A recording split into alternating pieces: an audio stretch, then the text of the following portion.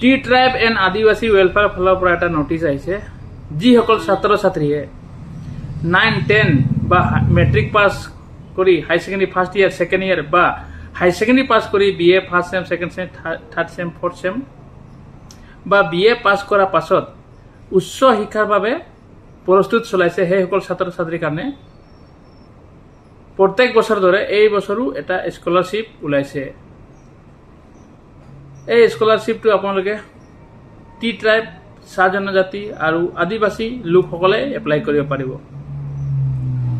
এই স্কলাৰশ্বিপ প্ৰত্যেক বছৰে ওলাই থাকে আৰু এই বছৰ স্কলাৰশ্বিপটো ওলাবলৈ অলপ পলম হ'ল। যোৱা 25 আগষ্টত এই নটিচটো জাৰি কৰিছে, সেইটো কাৰণে মই এইটো ভিডিঅ'ৰ যোগেদি আপোনালোকক জনাব বিচাৰিছোঁ। ইয়াৰ ভিতৰত স্কলাৰশ্বিপ কি স্কলাৰশ্বিপ ওলাইছে আপোনালোকক জনাই দিছোঁ। স্কলাৰশ্বিপ ওলাইছে আপোনালোকৰ প্ৰি মেট্ৰিক স্কলাৰশ্বিপ।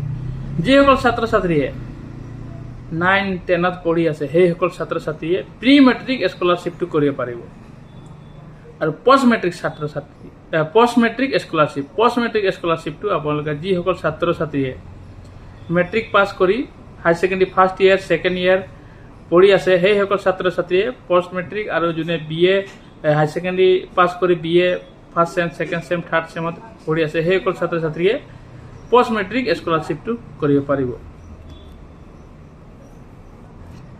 আৰু নেক্সট যিসকল ছাত্ৰ ছাত্ৰীয়ে 2026 চনত মেট্ৰিকত উত্তীৰ্ণ হৈছে, যিসকল ছাত্ৰ ছাত্ৰীয়ে 2026 চনত হাই ছেকেণ্ডেৰী ক্লিয়াৰ কৰিছে সেইসকল ছাত্ৰ ছাত্ৰীৰ কাৰণে special Simon Singh Har scholarship ওলাইছে। আৰু যিসকল ছাত্ৰ ছাত্ৰীয়ে নাৰ্ছ ট্ৰেইনিং কৰি আছে সেইসকল ছাত্ৰ ছাত্ৰীয়ে নাৰ্ছ ট্ৰেইনিং ANM বা GNM কৰ্চ কাৰণে নাৰ্ছ ট্ৰেইনিং কৰি আছে সেইসকল ছাত্ৰ ছাত্ৰীও এই স্কলাৰশ্বিপটো এপ্লাই কৰিব পাৰিব। আৰু যিসকল ছাত্ৰ ছাত্ৰীয়ে BA পাছ কৰিও উচ্চতৰ শিক্ষাৰ বাবে পঢ়িব বিচাৰিছে সেইসকল ছাত্ৰ ছাত্ৰীও এপ্লাই কৰিব পাৰিব। আৰু যিসকল ছাত্ৰ ছাত্ৰীৰ